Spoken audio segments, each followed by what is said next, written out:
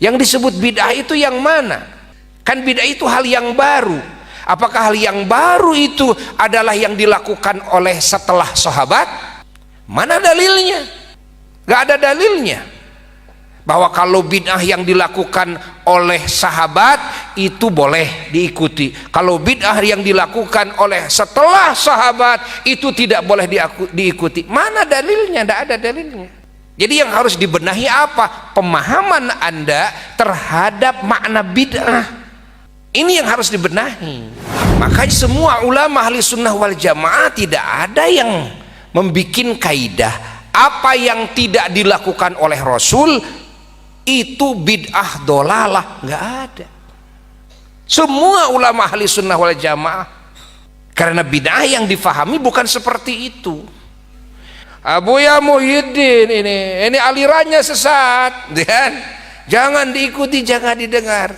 Dan nanti juga UAS juga sama nanti, kan?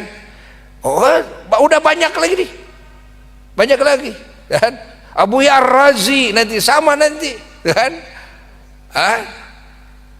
Lalu kalau di Mesir siapa? Syekh Ali Jum'ah, Al Habib Ali Al Jufri, Syekh Usama Al-Azhari. Ini ulama muda yang menyuarakan hal ini.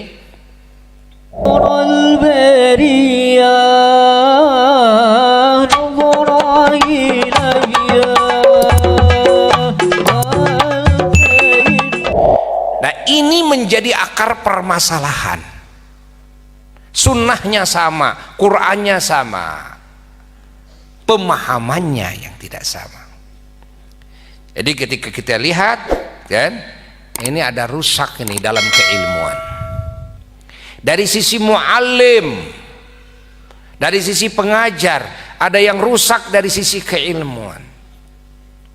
Mengaku salafi, tapi mengaku salafi, masa mengaku salafi menganggap bid'ah kepada tawasul?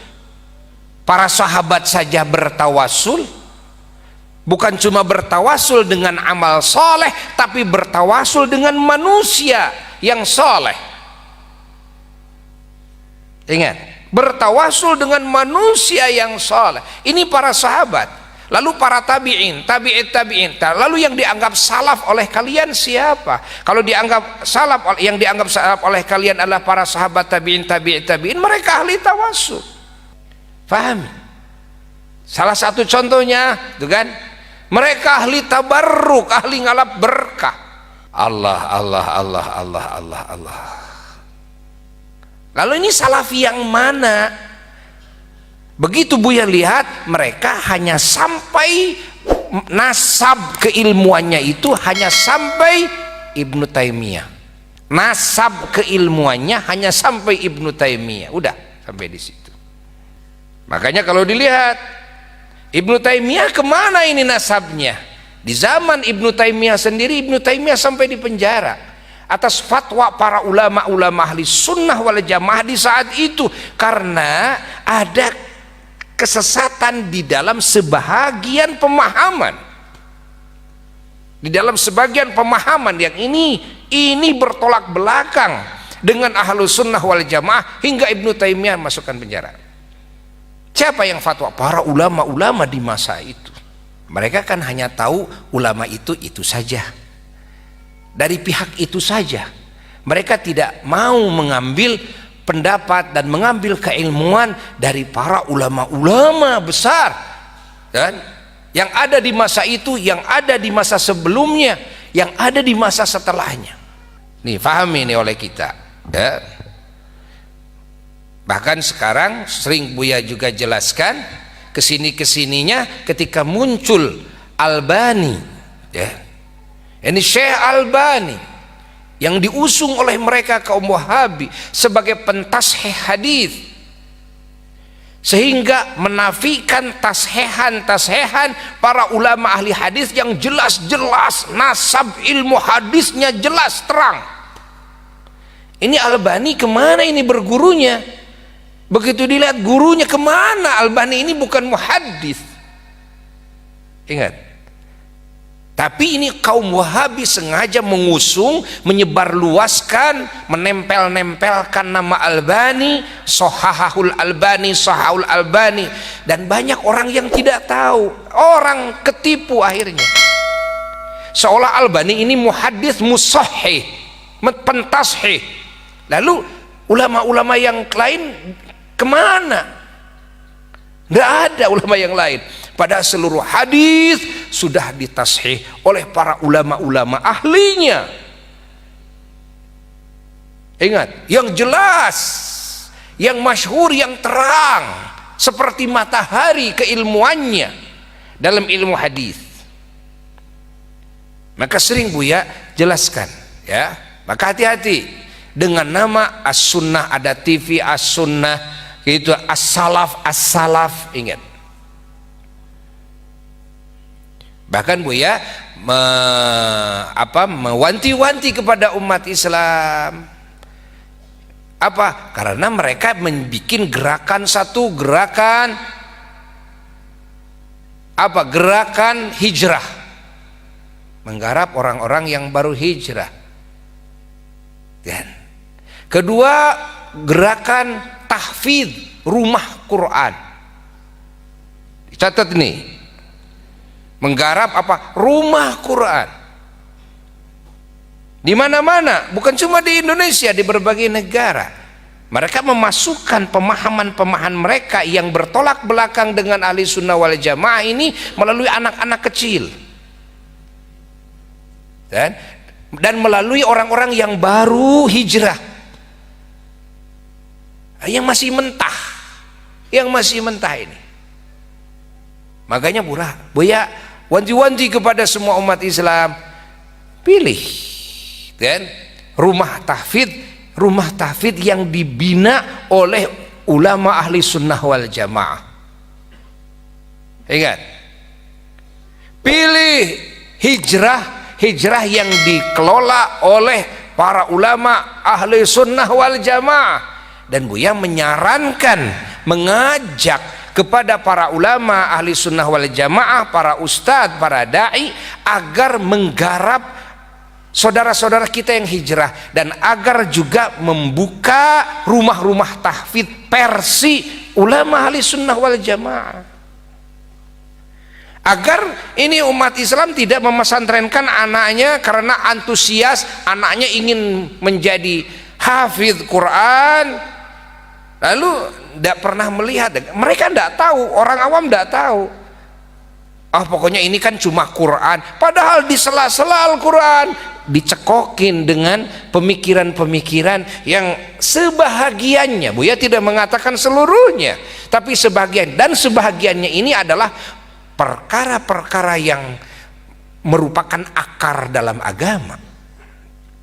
Ini yang kedua. Yang ketiga, mereka menggarap apa? Beasiswa.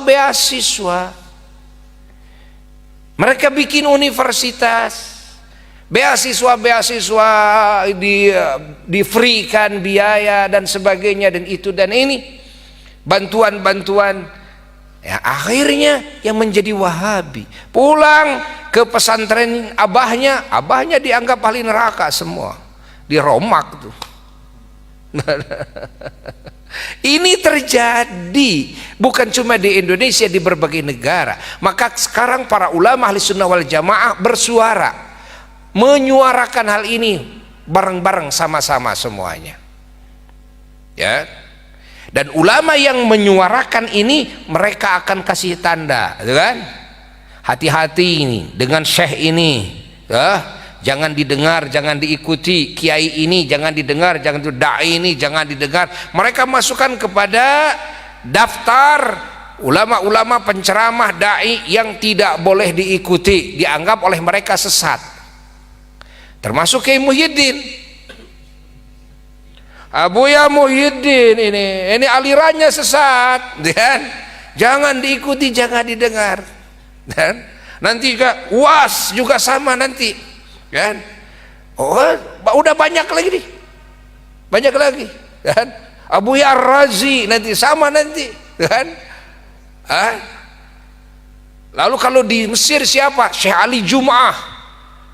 Al-Habib Ali Al-Jufri, Syekh Usamah Al-Azhari, ini ulama muda yang menyuarakan hal ini, dan banyak lagi kan, di berbagai negara-negara. Kenapa? Karena kalau tidak disuarakan dan umat Islam tidak difahamkan, nah umat Islam nanti banyak yang ketipu, terjerumus, masuklah ke kancah, kan? Ke kancah kekerdilan dalam pemahaman agama. Bahayanya apa? Bahayanya adalah akan menganggap sesat dan bid'ah, syirik, musyrik, kafir kepada sesama muslim, dan akan menghalalkan darahnya sesama muslim. Ini kan lahirnya ISIS dari mereka, kaum Wahabi, kan? Lahirnya Ikhwanul Muslimin di sana di Timur Tengah, ya. Lahirnya radikalisme itu dari kaum Wahabi, ya.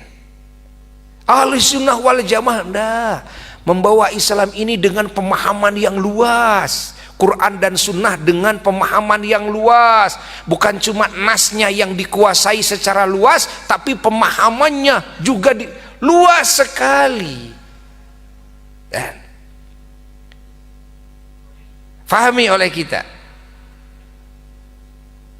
Nah, sekarang banyak kekerdilan pemahaman ini sehingga menganggap kepada hasil ijtihadnya para ulama ahli ijtihad dianggapnya bertolak belakang dengan Quran dan Sunnah. Padahal yang ijtihad ini sudah menguasai Quran dan Sunnah dengan pemahaman yang luas. Justru dianggap apa? Dianggap sesat. Kenapa? Karena mereka kan hanya menghafal nas, tapi tidak memahami nas tersebut secara luas, sehingga mereka tidak bisa ijtihad karena mereka tidak mengenal alat-alat ijtihadnya. Apa? Seperti mana? Seperti ilmu nahwu yang luas, kan? Seperti balaghah yang luas, nah, seperti ilmu usul fikih yang luas. Ingat. Dan banyak keilmuan yang lainnya. Mereka tidak tahu hal ini. Kalau Qur'annya mereka hafal, hadisnya mereka hafal. Justru di kalangan sebagian para ustadz, para kiai ahli sunnah wal jamaah, dari sisi hafalan kurang. Quran tidak hafal, gitu kan? Kalau menerjemahkan Quran, wah mahir, tafsirnya mahir, tapi kalau hafalannya tidak hafal. Dari sisi hafalan nih, gitu kan? Hadis tidak hafal. Tapi kalau menguasai pemahaman hadis, itu kan, fikih, ulama ahli sunnah wal jamaah semuanya luas, ya. Tapi dari sisi hafalan kurang. Mereka dari sisi hafalan jago, hafal Quran, hafal hadis, kan, rawahu dan sebagainya, itu kan, riwayat-riwayatnya. Namun dari sisi pemahaman mereka dangkal. Kan yang dibutuhkan bukan nas saja, tapi yang dibutuhkan yang paling penting adalah buahnya ini, pemahamannya ini. Setelah pemahaman nas, lalu ijtihadnya, buah ijtihadnya. Karena ijtihad dengan faham juga berbeda. Ini baru memahami nas belum menjadi buah ijtihad. Dan untuk bisa ijtihad harus menguasai ilmu-ilmu yang lain yang luas. Allah, ini ulama-ulama yang luas keilmuannya, pemahamannya dianggap ahli bid'ah, bayangkan. Sementara yang baru muncul merasa mengikuti sunnah, lalu mempublikasikan dirinya adalah ahli sunnah, dan mempublikasikan dirinya adalah salafi, mengikuti salaf. Makanya sering Buya tanyakan, ini salaf yang mana, sunnah yang mana? Kalau salaf yang dimaksud adalah sahabat, tabi'in, mari kita lihat bersama-sama kepada kehidupan para sahabat tabi'in dan tabi'it tabi'in, kepada pemahaman-pemahaman yang ternyata jauh bertolak belakang dengan apa yang kalian fahami. Ya? Ini sunnah yang mana? Karena sunnahnya sama dengan apa yang kami miliki, yang kami terima daripada para ulama-ulama. Hadisnya itu-itu juga. Dan kita tidak pernah menemukan dari kaum-kaum Wahabi yang ketika berkumpul, berdiskusi, munadharah ilmiah secara keilmuan yang mereka dan ada pada paham-paham yang benar. Tidak pernah Buya menemukannya. Ini sejarah membuktikan. Ya, sejarah membuktikan ini. Kalau berbicara di internet, berbicara di YouTube hanya sendiri, bebas. Mereka bisa mengklaim, kan? Dengan klaim-klaim mereka sesukanya. Tapi kalau diskusi, munadharah ilmiah, ya, munadharah ala ulama, versi ulama, belum pernah Buya menemukan bahwa mereka ada dalam kebenaran. Tidak. Mereka justru ada dalam pemikiran yang salah. Dan pahami oleh kita semuanya, ya. Jadi satu dari sisi mu'alim, gurunya ini. Makanya kepada umat Islam, tolong merapat ke ulama yang keilmuannya jelas-jelas punya sanad. Banyak loh para ulama. Alhamdulillah di Indonesia ini gudangnya para ulama. Dari apa? Dari Sabang sampai Merauke para ulama ahli sunnah wal jamaah, gudangnya para ulama, pesantren-pesantren ahli sunnah wal jamaah. Ikuti. Kenapa mengikuti yang seolah kelihatannya Quran dan sunnah, padahal pemahamannya sudah banyak yang menyimpang dari hakikat makna Quran dan sunnah itu sendiri karena kekerdilan pemikirannya, pemahamannya. Ya, hati-hati, jangan sampai nonton yang memang belum jelas walaupun dengan mengatakan sunnah. Catat oleh kita semuanya. Dari sisi muallimnya ada cacat, ada kekurangan. Kedua, dari sisi muta'alim, walaupun gurunya ini benar, tapi ini yang ngaji, santri ini, jamaah ini tidak benar-benar menyimak, ya, apa yang diajarkan oleh gurunya. Berapa banyak, gitu kan? Ini kekeliruan lahir dari santri-santri ini, kekeliruan lahir dari jamaah ini. Karena muta'alim ini, kan, tidak benar ini dalam mengajinya kepada gurunya. Gurunya sudah oke, tapi muridnya, kan, mungkin muridnya ngantuk waktu ngajinya. Ya seperti di sinilah, kan, ngantuk gurunya, kan. Kata gurunya rukun wudhu itu ada berapa? 6. 1 niat, 2 membasuh wajah, 3 ngusap sirah saeutik. Karena lagi ngantuk kedengarannya ngusap sirah nuletik. Akhirnya kan berubah dari semenjak itu. Begitu beres basuh tangan, langsung memasukkan tangannya ke dalam kolornya, mau ngusap sirah nuletik, kan? Tanya sama temannya, kenapa kamu begitu? Batal. Oh, batal. Kenapa batal? Saya menurut guru saya tidak minjem telinga saya. Emang guru kamu bilang apa? Guru saya rukun wudhu yang ketiga mengusap sirah, yang keempat mengusap sirah nuletik, bukan saeutik, nuletik, gitu kan? Masya Allah. Tuh karena ngantuk, gitu kan? Tuh, maka ngaji jangan ngantuk. lebih baik tidur saja. Loh, apa bedanya ngantuk dan tidur? Kan tidur lebih parah. Tidak, tidur itu selamat, ngantuk bahaya, kan? Ngantuk bahaya.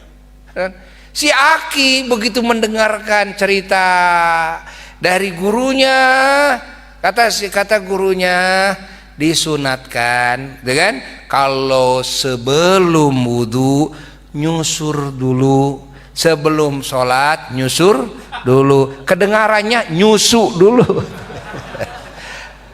Begitu dia mau sholat, cari-cari istrinya, nenek buka kutangnya katanya. Mau apa? Abah mau nyusu dulu. Kenapa? Kata guru Abah, kalau sebelum sholat disunahkan nyusu dulu. Bayangkan, nyusur dan nyusu, gara-gara apa? Gara-gara ngantuk. Kalau tidur selamat, tapi tidak dapat ilmu sama sekali. Kalau ngantuk mungkin benar, mungkin ngaco. Kalau mungkin ngaconya ini berbahaya, ya. Makanya kalau ngaji, mendengarkan ngaji jangan ngantuk. Jadi harus bagaimana? Bukan harus tidur, kamu memilih tidur melulu kan? Catat tuh. Dari sisi muta'alim ada kekurangan. Satu dari sisi mu'alim, dua dari sisi apa? Muta'alim. Nah, ini khawatir di zaman sekarang ini. Maka terus dijelaskan kepada umat. Ini kaum Wahabi ini, mereka tidak punya sanad yang sampai kepada Rasulullah Sallallahu Alaihi Wasallam. Bukan sunnahnya yang salah, tapi yang kurang apanya? Pemahamannya terhadap sunnah itu, pemahamannya terhadap Quran itu. Akhirnya menganggap kepada ulama yang sudah jelas-jelas ulama luas dalam keilmuannya, ahli dalam ijtihad, dianggapnya ulama ini malah bertolak belakang dengan Quran dan sunnah yang mereka miliki, kan? Bukan karena kebenarannya dan keluasannya, justru karena kepicikannya di dalam memahami sunnah dan Quran ini. Pahami? Kalau kita melihat Syiah, bagaimana Syiah ini? Syiah itu juga sama, tidak punya nasab, ya, sanad yang sahih. Yang apa? Yang sahih. Mereka ahli tawasul, kan? Ahli tawasul. Tapi ini nasab keilmuan agamanya tidak ada nasab yang sahih yang sampai kepada Rasulullah sallallahu alaihi wasallam. Kalau ditelaah secara ilmiah, gurunya siapa, kan? Rawi-rawinya siapa, maka pasti akan mentok semuanya. Artinya mentok itu tidak ada jalur yang sahih, kan? Jalurnya remeng-remeng, nggak ada jalur yang sahih. Ingat, jalurnya remeng-remeng. Pahami? Bukan berarti para ulama-ulama yang dipakai rujukan oleh mereka, saudara-saudara kita kaum Syiah ini, ya, ini ulama-ulama ini sesat. Bukan itu, bukan. Ulama yang dijadi rujukannya Al-Imam Ja'far As-Sadiq radhiyallahu ta'ala, Imam Muhammad Al-Baqir radhiyallahu ta'ala, Imam Ali Zainal Abidin radhiyallahu. Ini cucu-cucu Rasulullah sallallahu alaihi wasallam. Bukan itu. Itu adalah aulia, ulama, ajilla yang agung, mujtahidun, ahli ijtihad, kan? Bukan itu. Tapi apa yang dimaksud remeng-remeng ini, dari sini ke situ jalurnya ini nggak ada jalur yang jelas, remeng-remeng. Kenapa? Karena tidak mudawan, tidak dikitabkan, tidak dibukukan seluruhnya, kan? Ingat, yakni keilmuannya dalam agama semua bab-bab dan masalah-masalahnya tidak dibukukan.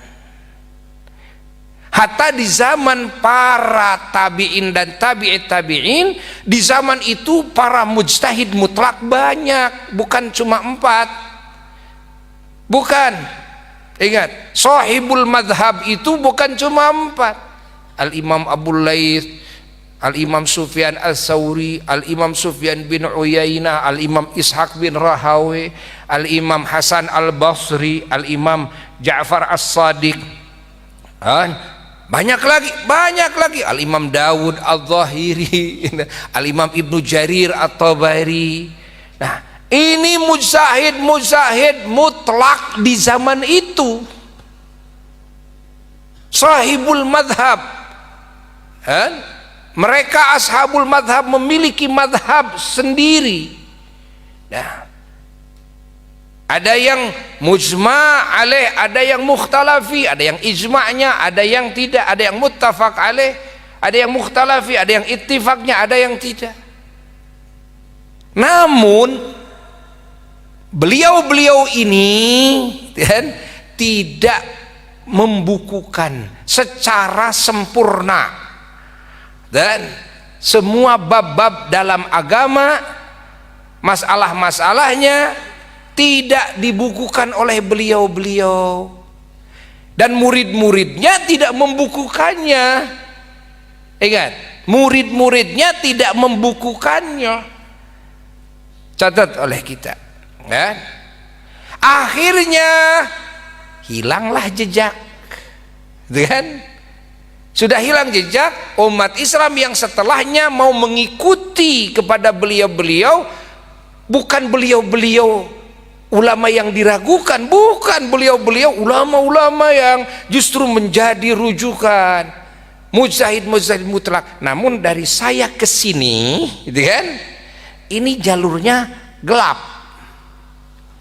Adapun imam yang 4, ya kan, Imam Abu Hanifah, Imam Malik bin Anas, Muhammad bin Idris Asy-Syafi'i, Imam Muhammad bin Hambal, beliau membukukannya, oleh murid-muridnya dibukukan dengan lengkap, disusun semua bab-bab di dalam syariat, dalam agama semuanya, kan?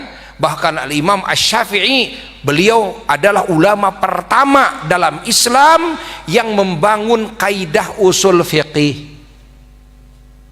Kaidah usul fiqih Al-Imam Muhammad bin Idris Asy-Syafi'i.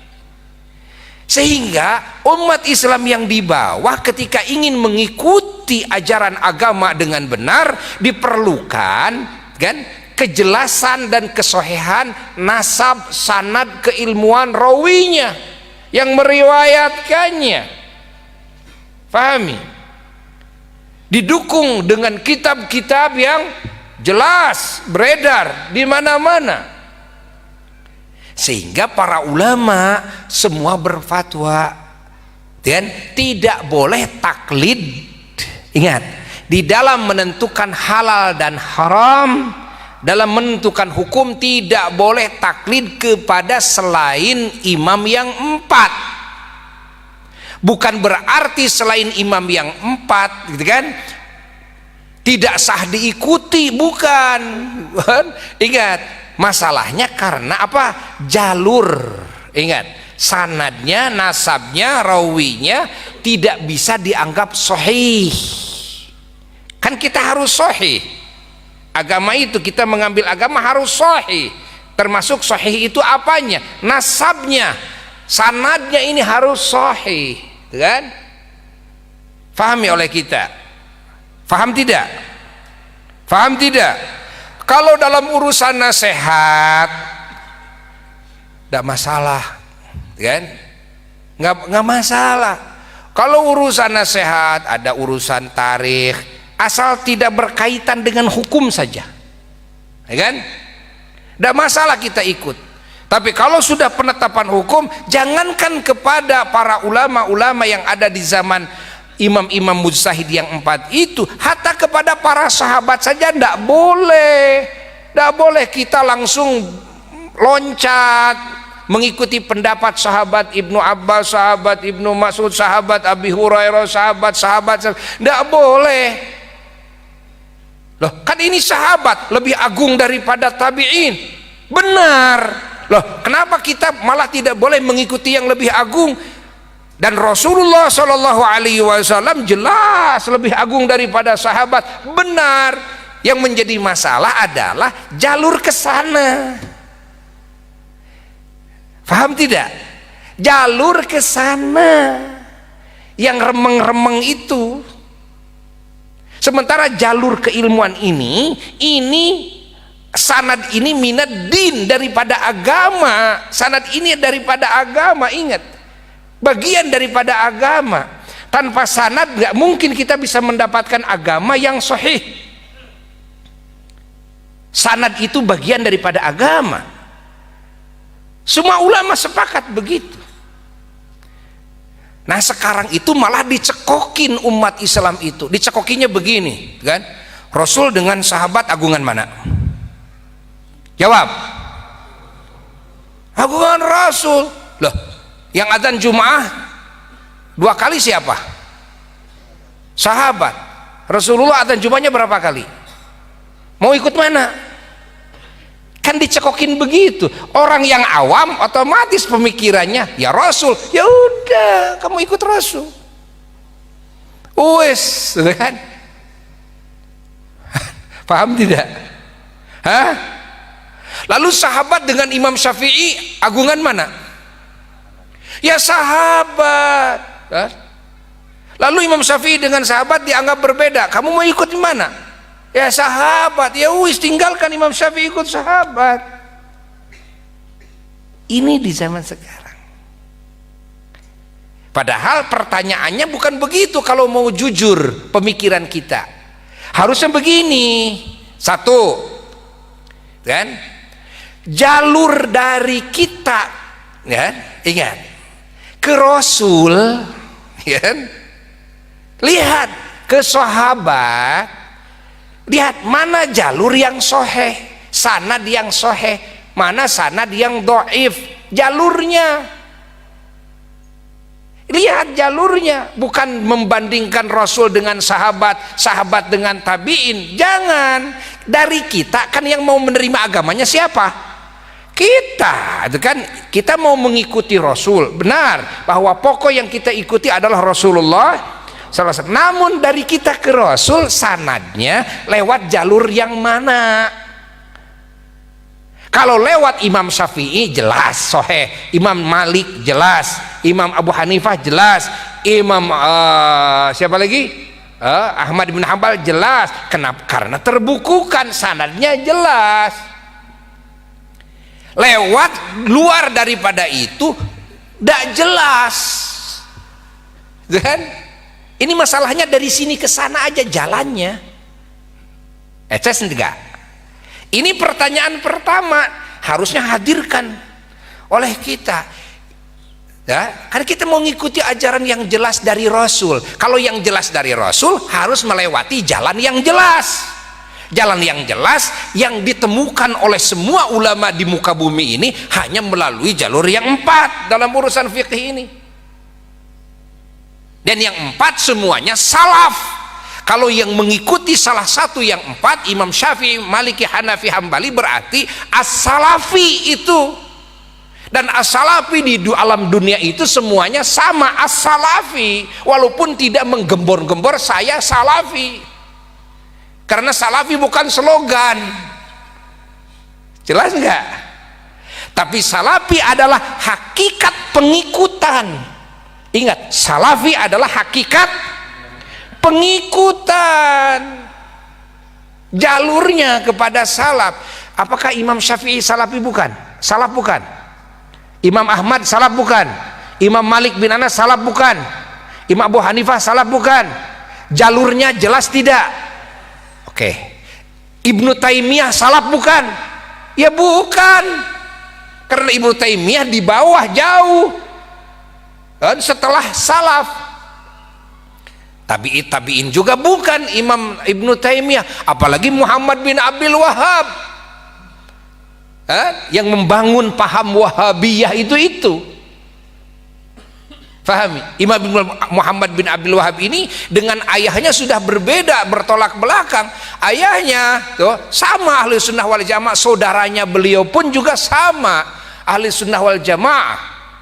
Beliau sendiri ya yang punya pemikiran baru, yang bertolak belakang dengan salaf, tapi mengaku as-salafi, ini yang bermasalah.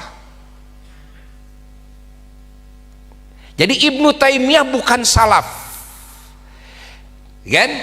Yang mengikuti Ibnu Taimiyah bukan as-salafi. Kalau yang mengikuti Imam Syafi'i jelas ini as-salafi, karena Imam Syafi'i salaf, adalah tabi'it tabi'in. Imam Ahmad salaf, Imam Malik salaf, Imam Abu Hanifah salaf, dan sanadnya jelas apa tidak?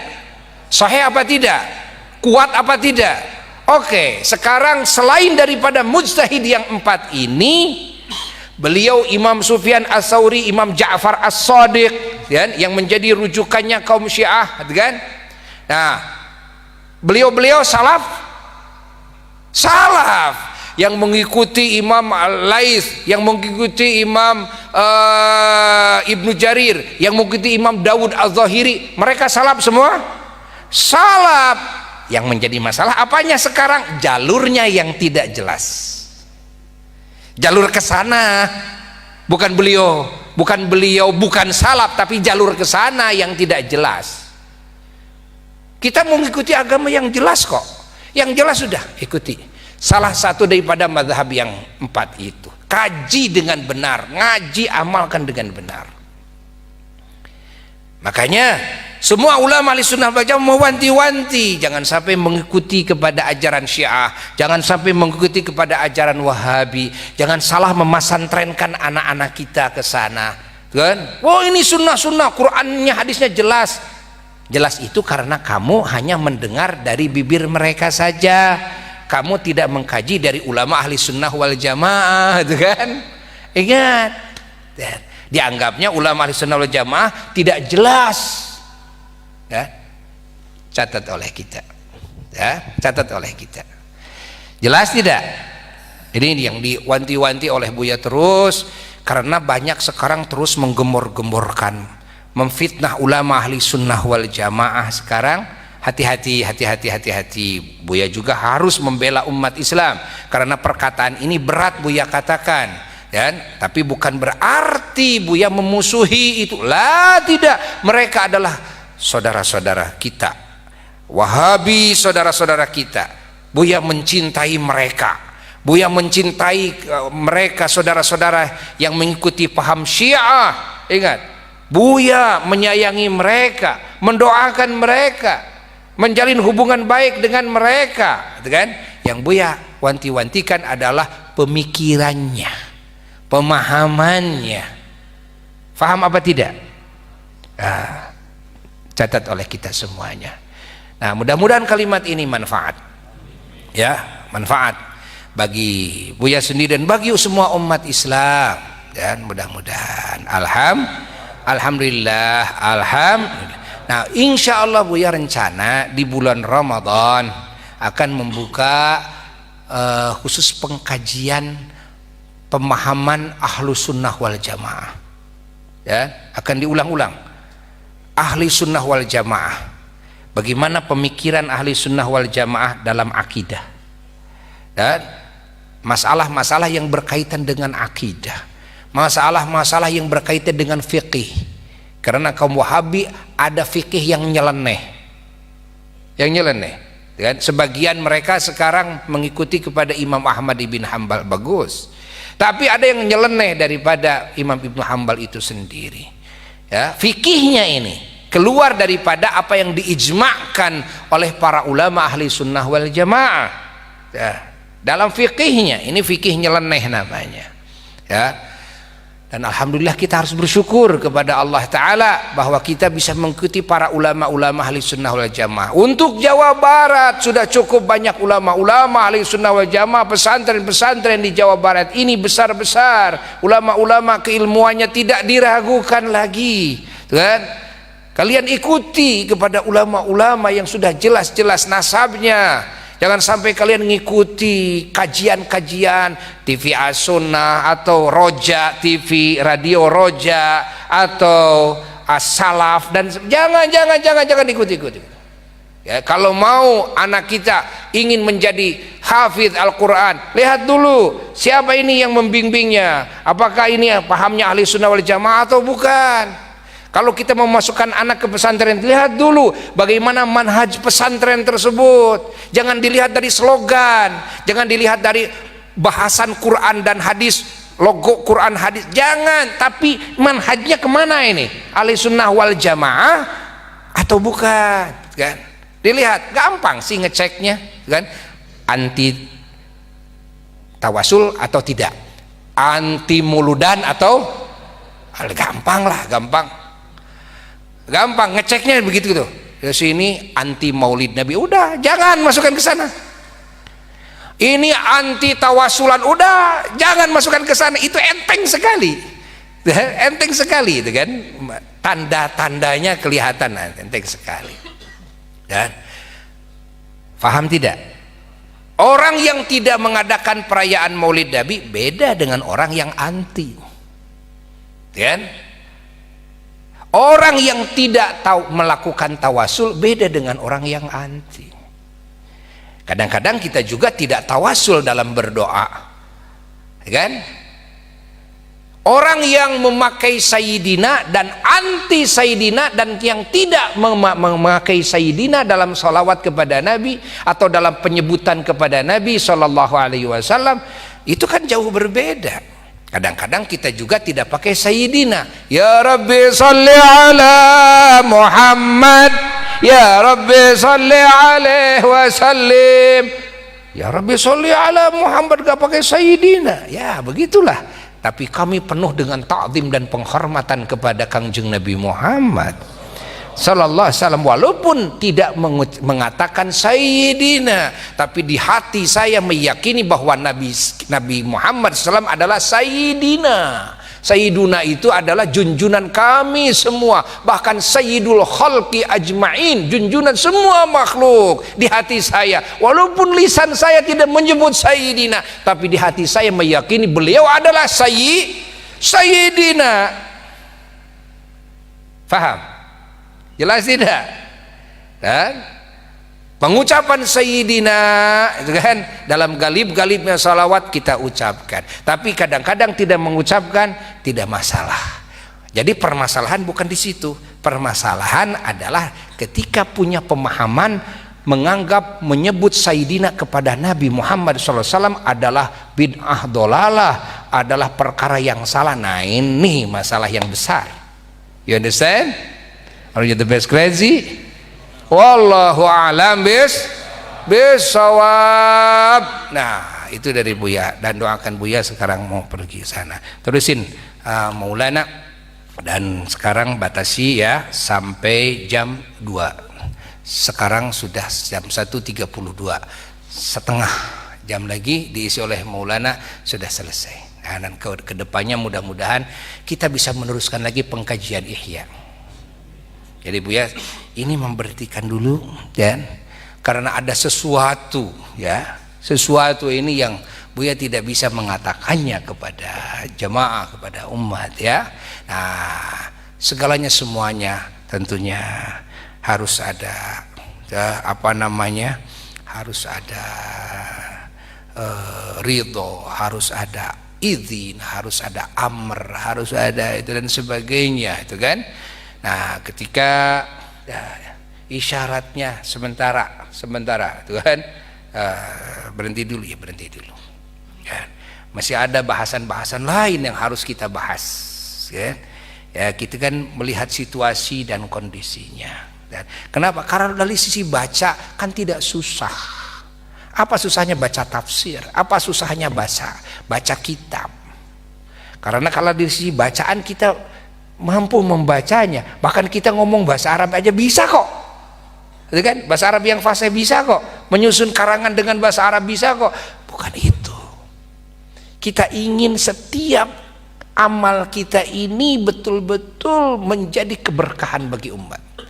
Setiap kata yang kita ucapkan, setiap tinta ya, ingat ya, yang kita coretkan keilmuan itu kan, ini ingin menjadi keberkahan. Kita lihat bagaimana cerita para ulama ketika mengarang kitabnya. Dan ada yang mengarang kitab itu sampai setiap mau menuliskan satu pasal, sholat dulu, kan? Berdoa dulu kepada Allah. Setelah beres istikharah.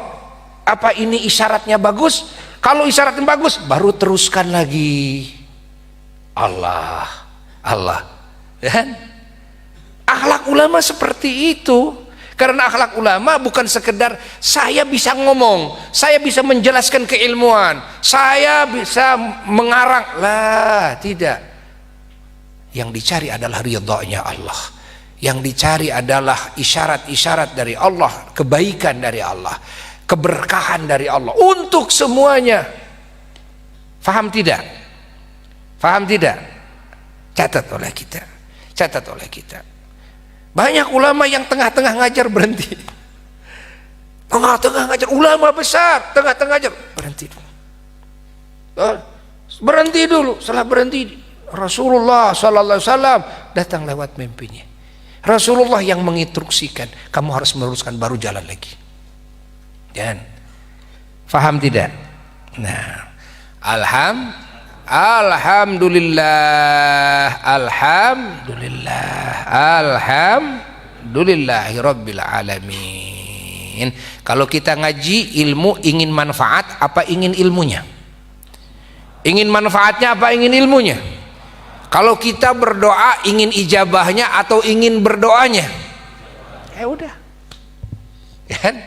Kalau kita beramal ingin amalnya, ingin barokahnya. Ya udah, itu beda. Orang yang cuma beramal, ada orang yang ingin keberkahan dari amal. Ada orang yang cuma ingin ilmu, ada orang yang ingin manfaat dari ilmu. Ada orang yang ingin banyak ijazah doanya, ada orang yang ingin ijabah dari doanya. Lain. Kalau Buya kalau doa, Buya ingin ijabah dari doanya, meskipun dengan cara apapun harus saya tempuh. Ada kan? Kenapa? Yang dicari oleh saya ijabahnya. Ya kan? Paham tidak? Apalagi yang lain banyak yang minta doa. Yang minta doa bukan ingin doanya semata, betul kan? Tapi ingin apanya? Ingin ijabahnya. Nah, ini ijabah kadang-kadang tidak diucapkan, tidak masalah, wis. Yang penting ijabah. Itu kan? Benar nggak? Yang penting ijabah. Bukan kedengaran geleger doanya. Allahumma sambil nangis, bukan. Atau saya ini doa ijazah dari anu, bukan. Yang penting ijabah. Ada orang sakit ingin sembuh, bukan begitu? Bukan ingin gelegar doanya, bukan kan? Ingin apa? Yang punya hutang ingin kebayar hutang, bukan begitu? Ya segitu aja. Paham tidak? Udah, sekian dari Buya. Wassalamualaikum warahmatullahi wabarakatuh.